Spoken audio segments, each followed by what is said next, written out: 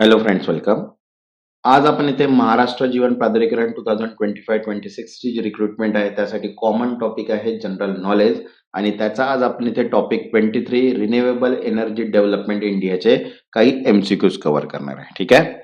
ही जी series आहे हे till exam पर्यंत जी आहे ती स्टार्ट राहणार. तर ज्यांनी आतापर्यंत चॅनलला सबस्क्राईब नाही केलं ते चॅनलला सबस्क्राईब करून घ्या आणि व्हिडिओला एक लाईक करून घ्या. तसंच बघा, जनरल नॉलेज जीके जीएस ची पीडीएफ सुद्धा अवेलेबल आहे ज्याच्यामध्ये सगळे वन लाईनर टॉपिक कव्हर केलेले आहेत. ज्यांना पण पीडीएफ हवी असेल व्हॉट्सअपला मेसेज करून पीडीएफ तुम्ही डायरेक्टली परचेस करू शकता. तर चला स्टार्ट करूया आपण इथे काही MCQs renewable energy development in इंडियाचे. ठीक आहे. तर बघा, फर्स्ट क्वेश्चन आहे, what is India total solar power capacity as of 2025? 2025 पर्यंत भारताची एकूण सौर वीज क्षमता किती आहे? तर बघा, ऑप्शन आहे 92 gigawatts, 1.5 gigawatts, 120 gigawatts, 150 gigawatts. The correct answer आहे third 127 gigawatts because it including rooftop and ground mounted plants. Okay. Next, second, what percentage of India total installed power capacity was contributed by non-fossil fuel source in 2025? 2025 मध्ये भारताच्या एकूण स्थापित वीज क्षमतेतील कोणते टक्केवारीत हिस्सा गैर जैव इंधन स्रोतांनी दिला? तर बघा, ऑप्शन आहे 30%, 42%, 49%, 60%. तर करेक्ट आन्सर आहे third 49%. Non fossil fuel source including renewable and nuclear accounted for close to half the capacity.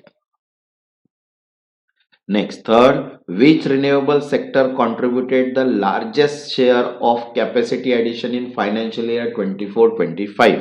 2024-25 आर्थिक वर्षात कोणत्या नवीकरणीय क्षेत्राने क्षमता वाढीत सर्वात मोठा हिस्सा दिला? तर बघा, ऑप्शन आहे first solar, wind, biomass, small hydro. Correct answer आहे first solar because solar capacity grew by 23.83 gigawatts in the year, making it the biggest contributor to growth.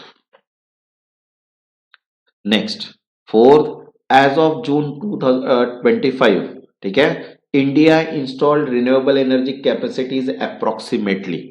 जून 2025 पर्यंत भारताची स्थापित नवीकरणीय ऊर्जा क्षमता अंदाजे किती आहे? तर बघा, ऑप्शन आहे 150, 227, 200, 300. तो करेक्ट आंसर है सेकंड 227. ठीक है. Renewable capacity nearly about since 2014 to about 226.79. Next, fifth, which of these is not a form of renewable energy capacity in India?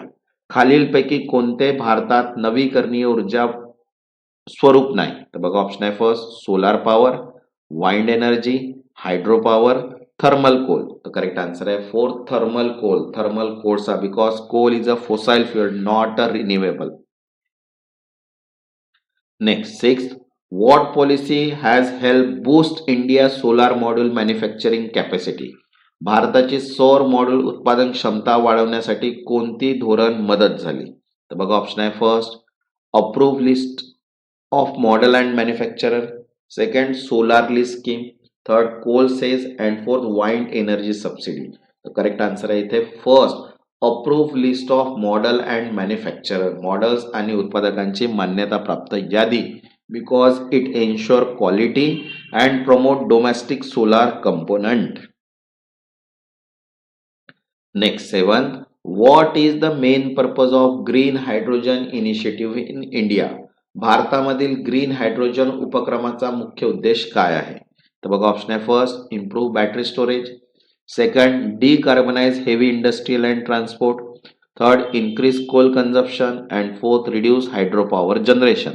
तर करेक्ट आन्सर आहे second decarbonize heavy industries and transport, मोठ्या उद्योग आणि वाहतुकीचे carbon कमी करणे, because green hydrogen help cut fossil fuel use in hard to electrify sector. Next, 8. Which state is among the leading contributor to India wind energy capacity? पवन ऊर्जा क्षमतेत अग्रगण्य योगदान देणारा राज्य कोणते आहे? तर बघा, ऑप्शन आहे फर्स्ट महाराष्ट्र, पंजाब, गुजरात, आसाम. तर करेक्ट आन्सर आहे इथे third Gujarat. Gujarat has a significant wind farm supporting renewable growth. Next 9th, as of 2025, what is the approximate installed wind power capacity in India? 2025 पर्यंत भारताची अंदाजे स्थापित पवन ऊर्जा क्षमता किती आहे?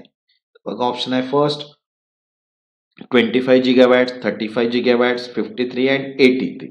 The correct answer is third 53. Wind power capacity stood around at 53 gigawatt. तसंच बघा मेकॅनिकल साठी पण प्रोफेशनल नॉलेजची पीडीएफ अवेलेबल आहे, शॉर्ट नोट प्लस एमसीक्यूज. ज्यांना पण पीडीएफ हवी असेल व्हॉट्सअप नंबर दिलेला आहे, व्हॉट्सअपला मेसेज करून पीडीएफ तुम्ही परचेस करू शकता.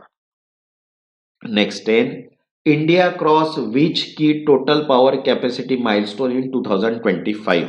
भारताने 2025 मध्ये कोणता मुख्य एकूण वीज क्षमता टप्पा ओलांडला? तर बघा ऑप्शन आहे 400 gigawatts, 450, 600 and 500. The correct answer is fourth 500 gigawatt because total installed power capacity surpassed 500 gigawatts in 2025.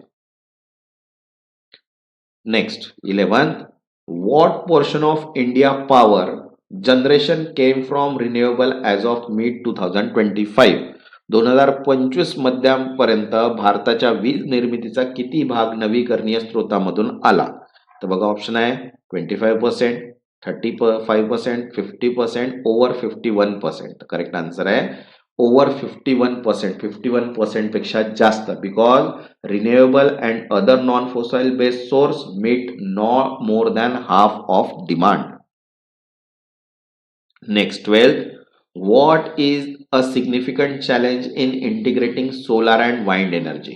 सौर और पवन ऊर्जा एकत्र करण्यामध्ये मुख्य आव्हान काय आहे? तर बघा ऑप्शन आहे first pollution, second grid stability and intermittency, third export restriction and fourth high fuel cost. तर करेक्ट आन्सर आहे second grid stability and intermittency. Grid स्थिरता आणि बदलती उपलब्धता because variability of renewable demand, advanced grid management. Next 13, which technology is gaining importance for renewable energy integration?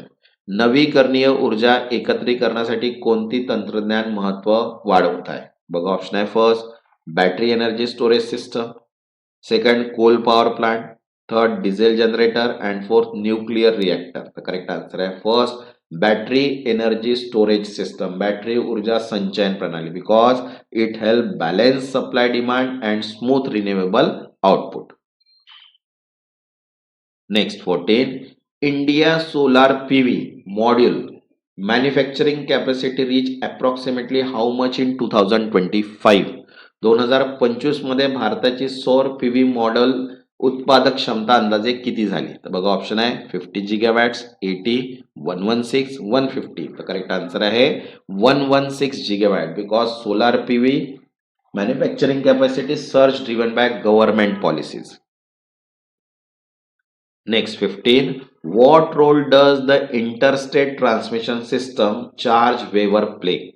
Interstate transmission system शुल्क माफ करण्याची भूमिका काय आहे? तर बघा ऑप्शन आहे first increase fossil fuel use, second lower project cost incentivizing renewable development, third support coal export and fourth restrict solar installation. तर करेक्ट आन्सर आहे second lower project cost incentivization renewable development. प्रकल्प खर्च कमी करून नवीकरणीय प्रकल्प प्रोत्साहित करतो because waiver reduce grid charges to renewable project.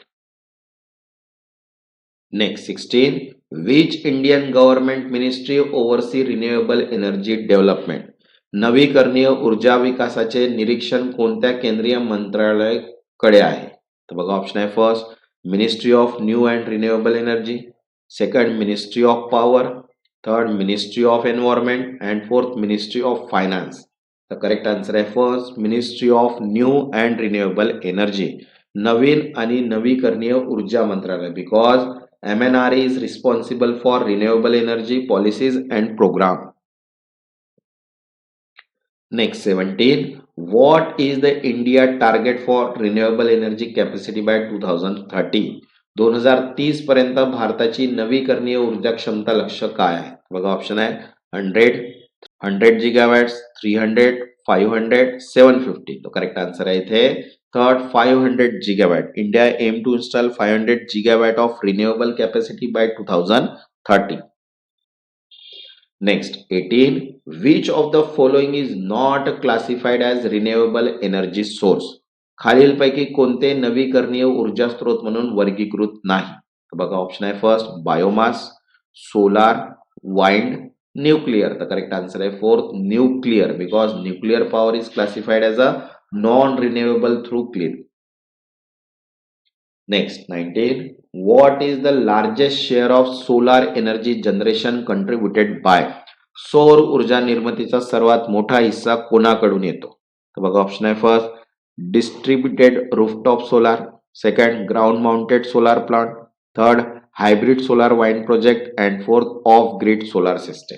तर करेक्ट आन्सर आहे second ground mounted solar plant, भूमिगत सौर प्रकल्प, because ground mounted solar dominate overall solar capacity. Next, 20. Which Indian state lead the rooftop solar installation? छतावरील आणि सौर स्थापनेसाठी भारतातील अग्रगण्य राज्य कोणते आहे? तर बघा ऑप्शन आहे first Tamil Nadu, Karnataka, Maharashtra, Gujarat. Correct answer आहे third Maharashtra, because Maharashtra has among the highest rooftop solar capacity with supportive policies. तसंच बघा जनरल नॉलेज, मराठी व्याकरण, mechanical, Jeevan authority act, JE civil, electrical, accounts सर्व पीडीएफ अवेलेबल आहे. ज्यांना पण पीडीएफ हवे असतील व्हॉट्सअपला मेसेज करून पीडीएफ तुम्ही परचेस करू शकता. ज्यांनी आतापर्यंत चॅनलला सबस्क्राईब नाही केलं ते चॅनलला सबस्क्राईब करून घ्या आणि व्हिडिओला एक लाईक. तेव्हापर्यंत धन्यवाद.